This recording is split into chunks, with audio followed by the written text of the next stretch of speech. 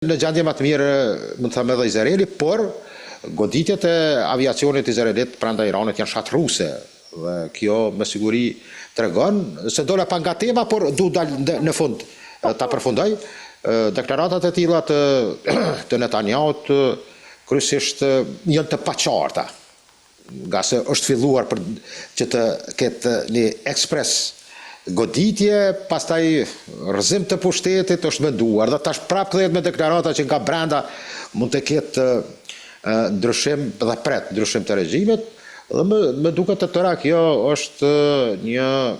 opsion i tyre i vetëm, i cili më duket se ka dalur jo realist dhe në një farë mënyrë i dashtuar. Zot Bilali, nga ana tjetër, ajo që është më rëndësishme për të kuptuar sepse Shtetet e Bashkuara të Amerikës po investojnë tashmë kaq shumë për Izraelin dhe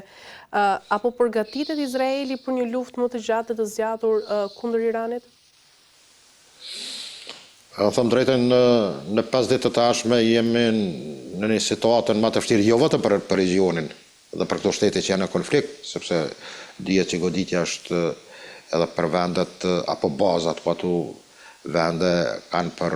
amerikanët, sidomos vendet e gjirit e kanë fjalën, por në këto 5 ditë të ardhshme jemi në rrezik shumë të madh. Them drejtën, jemi në një situatë që mirë, ne mund të spekulojmë, por nga informacionet me të cilat ne marrim nga agjensionet të ndryshme botërore, të cilat apo dhe ekspertë jashtëzakonisht eminent në arenën ndërkombëtare, shifet që kem të bëjmë me një taktizim jashtëzakonisht lëvizje të rrezikshme, të cilat mund të vinë në përfundim që mund të kemi një Hiroshima ose Nagasaki. Nagasaki e kam fjalën për brenda Iranit. Dhe e tëra kjo ka të bëj me përgatitjen e operacionit për të hyrë në hark në ishullin në idhejse në fani të gjirit përsik, kusht mund të thëmë të tërat kapacitetet apo rezervuaret që pastaj depërtojnë për eksportet Iranit, dhe është një momentum ku mund të ketë një kurth, mund të thëmë drejten, për forcat amerikane, dhe kjo dhe tëra rrezikon, me qenë se mendoj që mund të jetë bluff, sepse mund të ketë goditje atje të pjesa të ngushtica Hormuzit, apo të porti Bandar Abbas, ku mund të kemi, të thëmë, përgjakje jashtëzakonisht të madhe, sepse divizioni 82 i forcave parashutiste amerikane vetëm është në rrugë të mesipër, por mendoj që këtu do jetë e tërë duhet loja e, mund të thëmë, finale, nga se po që se ndodhë diçka më rrezikshme në aspektin, po flasë çdo herë të viktimave nga ana ushtarëve amerikanë, mund të kemi atë skenarin që o të tërhiqet i humbur plotësisht nga lufta, apo të përdor ato që është më rrezikshme. Por cila është strategjia ushtarake dhe politike, zot Bilali, që po ndjek tashmë kryeministri i Izraelit Benjamin Netanyahu, pa vendosur një afat të qartë për përfundimin e kësaj lufte? Benjamin Netanyahu është ideja e tij, e cila lirisht mund të them që përkon me idetë sioniste, sepse duhet të bëjmë një dallim mes asaj që ka nënkupton lëvizja sioniste dhe drejta reale që i takon hebrejve. Dhe mendoj që në këtë drejtim ky vizioni i tij është kryqëput që nga vizioni i Theodor Herzelit, babait të kësaj lëvizje të tyre, e cila realisht po çon botën në shkatërrim. Dhe kjo është e vërteta e madhe, mendon për Izraelin e madhe, rreth Izraelit, nga Nili në Eufrat, por më duket që kjo ide ka pasur goditje bukur të madhe, dhe mendoj që për momentin është një shenjë dëshpëruese për ta, por e tëra kjo ka të bëj edhe me personalitetin dhe të ardhmen karrierën e tij personale. E dini ju për cilin këto informacione që në Tel Aviv ka pasur protesta në Jerusalem, njerëz nuk duan luftë, bile ke pas reagimi jashtëzakonisht të mëdha që i bët edhe Itamar bin Gvirit, një ultranacionalisti i cili në një farë mënyre këto ditë ofendoi dhe të gjithë krishterët. Të pështyshta të krishterët nuk është krim, po është traditë vjetër hebraike. Do thotë kemi një filozofi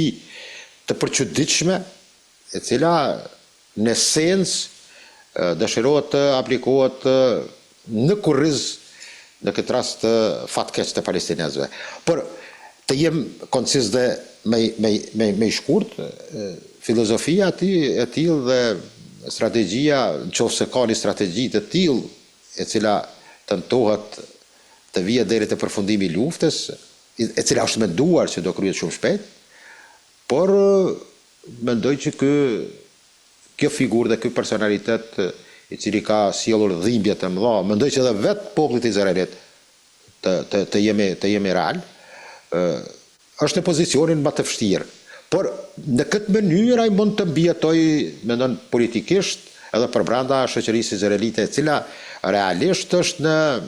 një pozicion jo të kënaqur. Vetë popullata në Izrael ki për shembull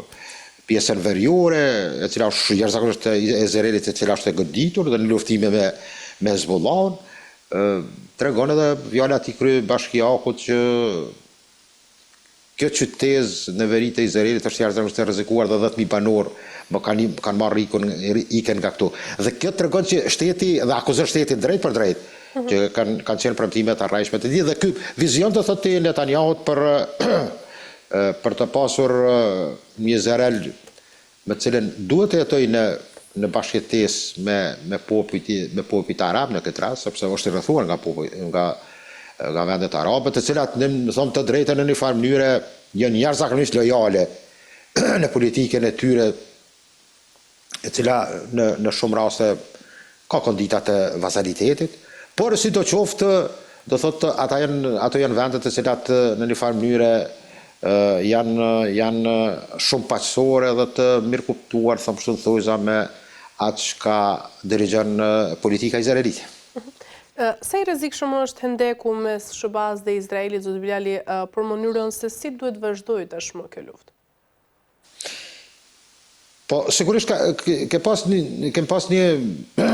medialisht ka qarkulluar kështu që ka qenë aja replika ta quaj kështu, apo si tham një polemik dhëm për dhëm mes Gjidi Vensit dhe Netanyahut. Mendoj që amerikanët janë komplet flas për administratën apo për presidentin amerikan, i cila me duket që në vizionin e politikës së jashtme qëndron me një dhëndër dhe një kolegë të tij të biznesit, Sven Witkofin dhe dhëndrën Kushner, dhe është me duket ka treguar edhe protestat e fuqishme në Amerikë. Mendoj që kjo ka treguar tërë atë mlefin ndaj politikave të administratës së Trumpit, apo personalisht të Trumpit. Dhe kjo divergjencë është e shprehur, mund të them ndoshta vetëm janë cicërimat e para, nga se Trumpi realisht shifet që është i kapur nga lobi jo hebre, por sionist. Se lobi hebre është diçka tjetër, i cili ka dallime të mëdha, sidomos numër të mëdha të rabinëve dhe intelektualëve hebrej që jetojnë në Amerikë, janë kundër kësaj politike. Dhe mendoj që ato kontradikta apo ato mund të them mos pajtimi mes zëvendës presidentit amerikan, i cili realisht është dhe ka heshtur, nuk ka dalur shumë publikisht dhe thuhet që ka pas divergjenca dhe ka qenë komplet kundër aksionit apo nisjes së luftës dhe goditjes ndaj Iranit. Dhe ka mund të parashë rreziqet. Por këtë tregon mas miri John Kent, i shefi antiterrorit, i cili u tërhoq dhe tregoi qartas që vija e cila është sot në Amerikë në një farë mënyrë është të kapur nga element tjerë të cilat nuk luftojnë për interesat amerikane. Dhe këtu dallimi mes politikës amerikane në lindjet e mesme dhe interesave izraelite puqe në vijen e administratës apo personalitetit të Trumpit dhe të ekipës së tij, por më duket që në interesat amerikane ka dallime dhe duhet të ketë dallime. Mendoj që qytetari amerikan në një farë mënyrë të ati paguesi tyre nuk dëshiron të financoj për projektin sionist. Dhe këtu është ai dallimi që e ardhmja do të tregon që ka qenë një gabim që mund të kushtoj pozicionit geopolitik dhe geostrategjik në lindje të mesme të Amerikës, apo komplet mendoj që në Azinë Perëndimore. Nëse kjo luftë, zoti Bilali, do të zjas pra pa një fund të qartë, sa do të zgjerohen pasojat ekonomike mbas kësaj? Shumë. Ne kemi një situatë kur ne ndihmë edhe në vendet tona, të cilat pastaj është ajo efekti zinxhiror i ngritjes së çmimeve, qoftë në transport, qoftë në produkte të tjera të cilat tash vetëm i shohim, më thonë ato që janë elementare, produkte të cilat ne mallra të cilat kemi nevojë po të zgjohemi në mëngjes të marrim për tavolinat tona apo për ushqimin që ne kemi nevojë. Dhe kjo mendoj që sidomos barela apo fuqia naftës mund të shkojë deri në $200 dhe kjo është ai rreziku që mund të kemi çmime jashtëzakonshme sidomos të karburanteve, të cilat sot në tregun në bërzën botërore parashihen rreziqe të mëdha, të cilat meqense kemi edhe në kohë luftës çdo herë spekulantët përfitojnë, të cilët mendoj që ndoshta edhe vetë për ata filantropët që në një farë mënyre udhëheqin edhe me ekonominë globale apo mund të them në prapavi mund të qëndrojnë që këto formacione që kanë fitime jashtëzakonisht të mëdha dhe këta oligarkë kryesisht tentojnë jo vetëm në tregun amerikan, por atë evropian, të jenë ata të cilët përfitojnë më së shumti, por popullata dhe qytetari, miliona, miliarda njerëz do ndjejnë gjitha këto pasoja. Mendoj që edhe në përgjithësi në tregun botëror do kemi do thotë jo vetëm Evropa, por mendoj që do shta edhe tërë bota në një